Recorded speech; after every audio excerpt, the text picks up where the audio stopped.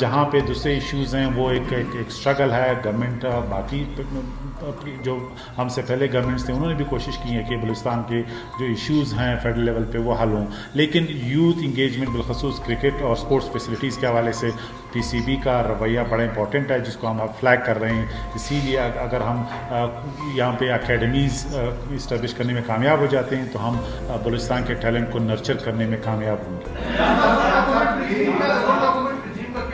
چمن میں دھرنا بھی کافی دنوں سے چل رہا ہے, اور اسی طرح دوسرا سوال میرا ہوگا, اب اسلام آباد میں ایک اور دھرنا بیٹھ گیا ہے, یہ دھرنوں کا کیا کیا جائے گا اور ون ڈاکومنٹ رجیم کی طرف؟ ون ڈاکومنٹ رجیم ریاست پاکستان کا فیصلہ ہے, اس کی امپلیمنٹیشن آلریڈی شروع ہو گئی ہے, اور 5 تاریخ سے یعنی 5 جنوری سے وہ مریض جو افغانستان سے پاکستان آنا چاہتے ہیں ان پہ بھی یہ شرط لازمی یا لاگو ہوگا, انہیں بھی پاسپورٹ اور ویزے کی ضرورت ہوگی. اسی طرح جو چاغی کے راستے جو افغانستان سے جو بارڈر ملتا ہے ہمارا بلوچستان کا پاکستان کا, وہاں پہ بھی ون ڈاکومنٹ رجیم لازمی قرار دیا گیا ہے. کوئی بھی افغان شہری پاکی آ سکتا, اسی طرح کوئی بھی پاکستانی افغانستان میں چاغی کے راستے جا نہیں سکتا. لہٰذا یہ ایک شرط ہے جو 5 جنوری سے وہاں پہ بھی لاگو ہو گیا ہے. اس کے علاوہ جہاں تک اسلام آباد میں دھرنے کا تعلق ہے, دیکھیے ہم ایک جمہوری ملک میں رہتے ہیں جہاں دہشت گردوں کے ان کے سولتکاروں کی فیملیز کو حق ہے کہ وہ اپنے کنسرنز اور مطالبات رکھیں, وہ دھرنے دیں. اس کے باوجود کہ پروون دہشت گردی میں ان کے لاؤڈ ونز نے حصہ لیا ہے. خود آپ کے سامنے ڈاکٹر مارنگ بلوچ ہے جن کا باپ ایک پراؤن دہشت گرد تھا. اس مائنڈ سیٹ کو لے کے اگر وہ مطالبہ بھی کرتے ہیں اور ذہنی طور پہ بھی اسی دہشت گردی کا جو مائنڈ سیٹ ہے وہ لے کے پاکستان کے جو فریڈم لاز ہیں ان کو ایکسپلائٹ کرتے ہیں, تو ان لوگوں کا کیا قصور ہے جو دہشت گردوں کے ہاتھوں شہید ہوئے ہیں؟ ان کی فیملیز, ان کی لواحقین کو بھی حق ہے کہ پاکستان کے جو طبقات ہیں, جو سوچتے ہیں, جو میڈیا ہے, جو لبرل کلاسز ہیں, ان تک بھی اپنے جو کنسرنز ہیں وہ بھی پہنچا سکیں. مجھے شرم آتی ہے ان لوگوں پہ جو ڈاکٹر مارنگ بلوچ کے کیمپ میں تو جاتی ہیں, جنہوں نے کھل کے کشمیر کے خلاف بات کی ہے, جنہوں نے ہندوستان کی سولتکاری کی ہے, وہ وہاں پہ ان کو انڈورس کرتے ہیں. اور دوسری طرف جو ہمارے شہداء ہیں جن کے لواحقین جنہوں نے پاکستان کے لیے قربانیاں دی ہیں, جنہوں نے ریاست کے ساتھ کھڑے ہو کے دہشت گردوں کو للکارا ہے, ان کے کیمپ میں یہ نہیں جاتے.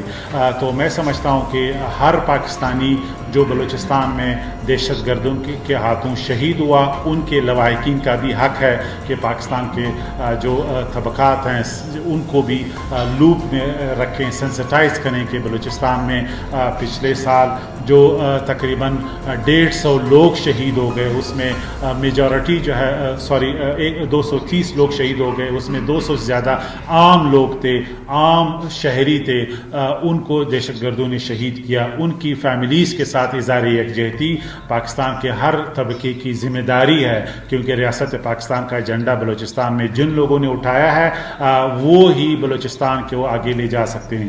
جو ہندوستان کی سولتکاری, دہشت گردوں کی سولتکاری کرتے ہیں اور پاکستان کو جو ہے وہ ہندوستان کے ویو پوائنٹ اور لینس سے دیکھتے ہیں, وہ کبھی بھی بلوچستان کو پروموٹ یا ڈیولپ نہیں کر سکتے.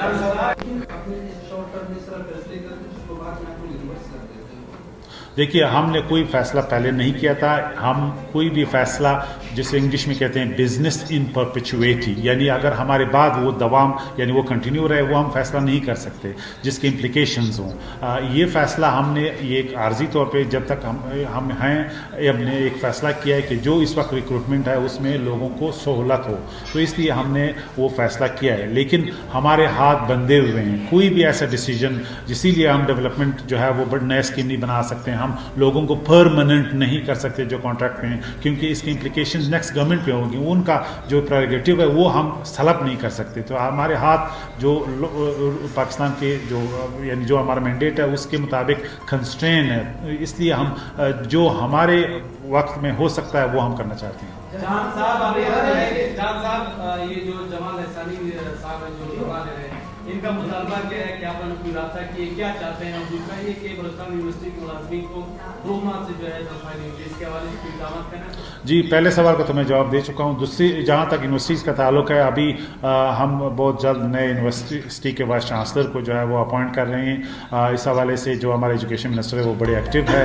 ACP के साथ हमारे मुज़ाकरात हो चुके हैं। हम कोशिश कर रहे हैं कि 5 अरब इंडोमेंट फ़ंड जो है वो कायम किया जाए, और 5 अरब जो है वो बलूचिस्तान को यूनिवर्सिटीज़ के मद में फ़ौरन दिए जाए। प्राइम मिनिस्टर अनवर काकड़ साहब ने इसको एग्री किया है और उन्हें डायरेक्टिव्स भी इशू किए हैं कि बलूचिस्तान को इंडोमेंट फ़ंड बिलखसूस यूनिवर्सिटीज़ के लिए 5 अरब दिए जाएँ, और 5 अरब जो है वो जो यूनिवर्सिटी स्ट्रगल कर रही हैं, जिनको सैलरीज़ का इशू है, उनको फ़ौरन उनकी अदायगी यकीनी बनाया जाए।